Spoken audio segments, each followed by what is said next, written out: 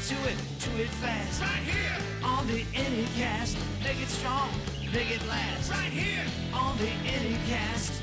All right, I am here with Lou Mongello, the host of. I don't even know how much I'm allowed to talk about your show without like an army of mouse-eared lawyers coming here. You've obviously made it 20 years without that happening, but before we get started, Lou, tell us a little bit who you are, what you do, where you came from, how we got here. What's the background? Sure. I am Lou Mongello, and I am the host of WDW Radio, a podcast about all things Disney, which I've been doing for just about 20 years.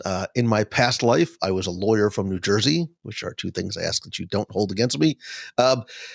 Was always in the service business, had this idea of making something once and reselling it. Wrote a book about Disney just to see if I could do it. The book turned into a site and a community. And in very early 2005, I asked Jeeves, like, what is a podcast? And launched the podcast, hoping that somebody would find it and listen.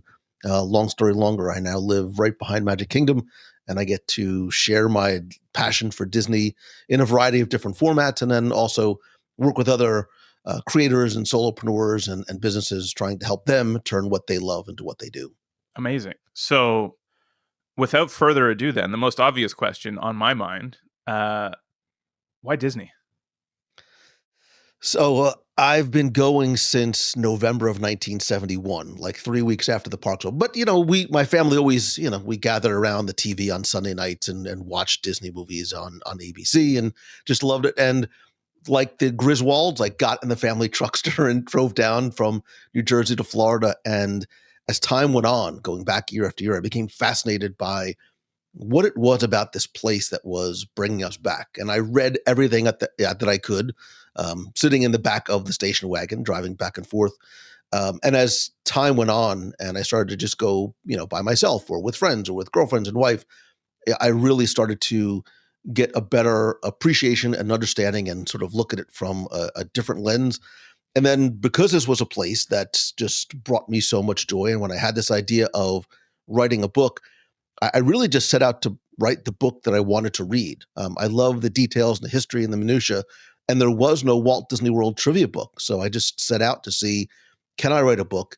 Can I get it published? Can I sort of be validated by somebody else who is willing to put their name on my work, never thinking beyond that it would grow to anything else. So knowing what you know now, book, 800 podcast episodes, which is harder, more challenging, more unlikely to happen? I think there are no more gatekeepers to writing a book. There are so many platforms that will help you and platforms and professionals that will help you get the idea out of your mind and onto paper. When I was writing my book, you had to find a publisher. You possibly had to find an agent. And then look, I literally in my file cabinet, I have 47 rejection letters from publishing houses that said, no, you don't have a book yet. Well, I'm like, I can't have a book yet because you're not giving me a chance to write a book. And I think the takeaway lesson is you only need one yes, which is really cool because I only got one yes from a publisher. But that led me down a journey that I never thought. And I think a book is an important asset to have depending on what your business is. I think a lot of times we can write a book, not necessarily hoping that we sell 1 million books, which is very difficult to do. But I think the book is the new business card. It is a way to show people authority and credibility by having this thing in your hands. 47 rejection letters. How does one persevere through 47 rejection letters? Because, if it was me, I probably would stop at 46. Right? Like, how do you know when you're done? Yeah. Look, so being the Disney guy, right? So Walt Disney was rejected like bank loans and investments like 300 times. And it's the same thing. Like, okay, Walt, at one point do you say, maybe this is not the right idea? And it's very disheartening. It is very disheartening because you have this idea that you think is going to be the next, big bestseller, or at least appeal to the tens of millions of Disney fans out there. So I think it goes to the importance of, like, if you don't believe in yourself and what you are doing, how can you possibly convince other people to either buy your product, buy your service, come on your team, hire you for a speaking gig, whatever it might be. So it did very much teach me the idea of passion and patience and perseverance. It's a good segue into where is podcasting today, because 20 years ago, it's not entirely clear that anybody would bring anybody anywhere. Right? Like if your podcast had 3 listeners, it was your mom, your aunt, and your test download, and nothing was probably going to change. Seeing the evolution of, the medium, but specifically the audience and size and scale of the audience, where do you feel we are on sort of the grand horizon for podcasting? Are we towards peak? Are we at peak podcasting, or are we still in the middle? I think we are. We continue to ride the podcast. The podcasting is like a sine wave, right, man? It's been like, every few years, like, this is it. This is the renaissance of podcasting. It's the death of podcasting. It's the rebirth. It's the podcasting is the phoenix rising from the ashes. I still wave the podcasting flag very, very hard. I think it is the most intimate medium. I still think it's the medium that affords the greatest opportunity, especially to be a big fish in a relatively small pond, without going too far into the number. The number of active podcasts versus the number that are sort of in the Spotify or Apple Podcast Store is remarkably, like, there's a huge nexus between the two of those. I think it's easier to be discovered and to be heard and to make an impact in podcasting than maybe I think I'm going to start a YouTube channel tomorrow, and I'm going to hope that I can be heard in this very, very crowded, very, very noisy space. I think there's 1,000,001 reasons why you should podcast and why that I think that there's fantastic opportunity there.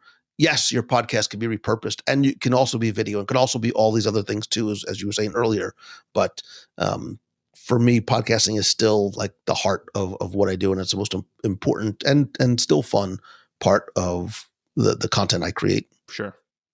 Well, before I let you go, I'd be remiss if I didn't ask something I really should ask, which is, I promised to my soon-to-be 8-year-old daughter that we could go to Disney World soon. How do I be cool for my daughter? That's my question. How do I make my daughter think I'm cool?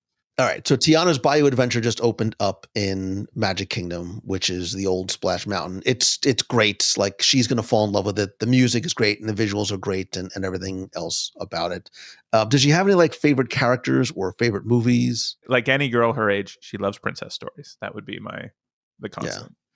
Yeah, there's a Frozen attraction in Epcot, which opened a few years ago, which is the technology is great. The storytelling is fantastic. And it's one of those, slightly immersive experiences. I think that's where Disney is starting to evolve to, places like Galaxy's Edge. If you are a Star Wars fan and you see that full-size Millennium Falcon and there's characters roaming around and you pilot the Millennium Falcon and you get to put it into hyperspace, those are all the things as a kid that we dreamed of being able to do. And now you're able to finally do that. And the immersion, and I think coming down the pike, is almost a more personalized experience when you go to the parks.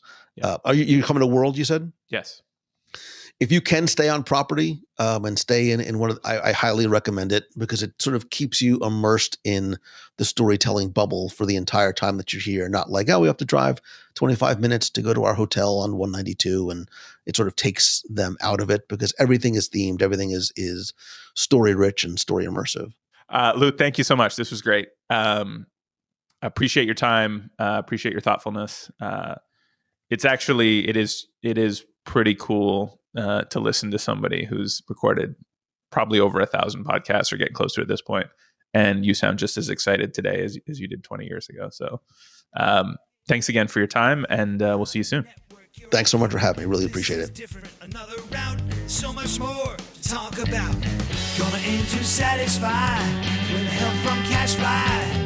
Get to it fast. Right here on the Anycast. Make it strong, make it last. Right here on the Anycast. The Anycast podcast, brought to you by CacheFly.